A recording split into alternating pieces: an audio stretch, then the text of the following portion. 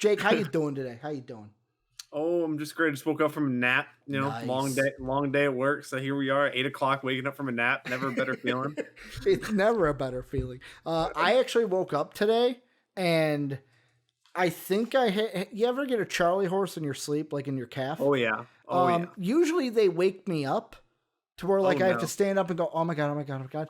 I think I was so knocked out that I did all that without realizing it, because I don't remember getting up to like stretch out my calf. All I can think about is naked Ricky in the middle of the night getting a Charlie horse and just going, oh my God, oh my God, oh my God. Oh my God. It's like, oh, please, or like the please stop, please stop, please stop, please stop, please stop, please stop. Oh, it's like, because it's one of those where it's like you think of like, okay, I'm just gonna like bring it back in, but you like bring it in and you're like, oh, it's tightening. I gotta get up. I gotta stretch it out. That was so bad if you listen to that out of context. But Jake, we're having you on to talk a little bit of baseball. We're talking about Aaron Arenado. If I Aaron Arenado, there you go. Right. Nolan Arenado is the card. So Nolan Arenado gets traded to the Cardinals. We'll get right into it. Jake, I'm just going to ask you straight up with all the deals, because we didn't know who exactly got in this deal until like yesterday, right? Yeah. Do you have in front of you who exactly got moved in that? Because last time I asked you, you said it was basically nothing. You know what? I can pull it up, but I can tell you, guess what? You're not going to have heard of any of the players because it's literally absolutely nothing, and they got like the best third baseman in baseball for that. Yeah, because the names I have are, this is possible. Like, this is when Ken Rosenthal was like, names possible. It was like Austin Gomer, Lucan Baker, Johan Torres. I got you here. You ready? Okay. It's Austin Gomer, Mateo Gil, Ely Montero, Tony Losi, and Jake Summers going to Colorado with any of those top prospects. You know, I'm gonna be honest. I don't even know the Cardinals don't have a great farm system to begin with, so it's not even like any of that's important. I mean, they literally. I thought it was going to be Nolan Gorman going the first base prospect. That I thought that was like made the most sense, and the Rockies were like, no, we want to give you $50 million and the best third baseman in baseball. Take it. And the funny thing is, we talked about the Cardinals last week, and that whole Reds debacle. Which, guess what? They didn't get Didi Gregorius, so I guess it is a bust for the Reds. I'm gonna be clickbaity here, but I'm gonna ask the question: does Nolan Arenado make the Cardinals a World Series favorite? Like, does this put the Cardinals officially in the contenders list with the Dodgers, with the Padres in the NL? I'm going to say no. I'm saying that they are going to be in that second tier. You still got the Padres and the Dodgers are in their own tier in tier one. And I think you go below that and you kind of got Cardinals, the Braves, the Nationals, all the. I might put the Braves up in tier one. Okay. Maybe I got to see how they played at the beginning. Braves fans are going to be mad if we don't put them in tier one but they're not going to beat the Dodgers because they always lose.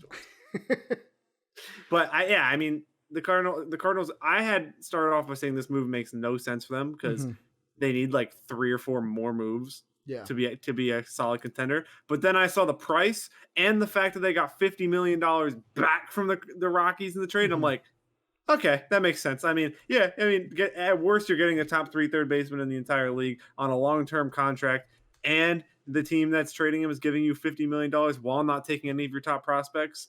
I mean, you'd be stupid not to do that. Yeah. Cause like for me, I immediately, when I heard that he was getting traded, was like, well, everything we basically said about the Central is thrown out the window. Like, this team is, for me, I thought they were going to win the division anyways. Now with Nolan Arenado,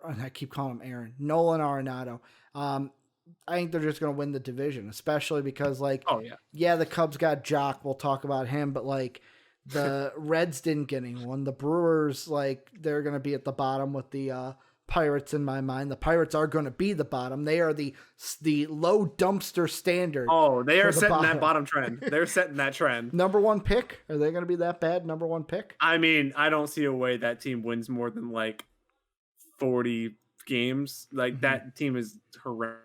I mean, I'd be pretty shocked if the Pirates aren't the worst team in the league by a large margin. Because they were the worst team last year. But I feel like this is like the Cardinals basically making sure they win the division. Already weak division, making sure they win it. I think the Cardinals saw an opportunity to go win the division for the next probably 3 or 4 years, and they were just like, okay, yeah, we'll do it. Because I don't know if there's more moves to add more pitching to this team, then maybe there's a chance they could go even farther in the playoffs. But as of now, they saw a wide open division, which they probably were already the best team in that division, and they added Nolan Arenado, which now we finally get to see him on a contending team outside of Coors and outside of Colorado, which thank God, because Colorado just I hate the Coors effect is the excuse that we're now hearing with Nolan Arenado, but he's only hits 270 out of the court. Blah, blah, blah. Is that only for home runs that affects? No, it affects ball carry. So I mean, and so I would assume, but DJ LeMahieu basically broke that mold by now going to the Yankees and winning a batting title and all that after he left Coors. So Arenado will be fine. I bet you he'll start off a little slow. People will rag on him, be like, okay, look at him outside of Coors. I told you he wasn't that good. And then he's just going to start balling and be Nolan Arenado that we all know. And he's just going to elevate this team to run away with the division. The other thing is he said let's see. I'm trying to find his exact quote. When I signed in Colorado, I signed it with the intent of being there for the rest of my career. It wasn't meant to be. The last few years have been tough. I plan on sticking around. That's my goal. I plan on staying here for a long time. I said that once in Colorado, but I truly mean it. I'm not worried about opting out. And Jake, those comments from Nolan Arenado come up because that's the thing. Are the Cardinals going to be able to keep him the entire length of his contract? Because when Brandon and I talked about this trade many moons before COVID, and no deal got done. Pre-COVID. It was one of those where it was like, wow, he's got, 1, 2, 3, 4, 5, 6 right now. At the time, it was like 7 or 8 years, because I think it was even before it was the 2019 season where we were talking about it. And 6 years left. 2 of those are player options. And then after that is the opt-out, where it's basically the last 4 years, are you keeping them or are you going?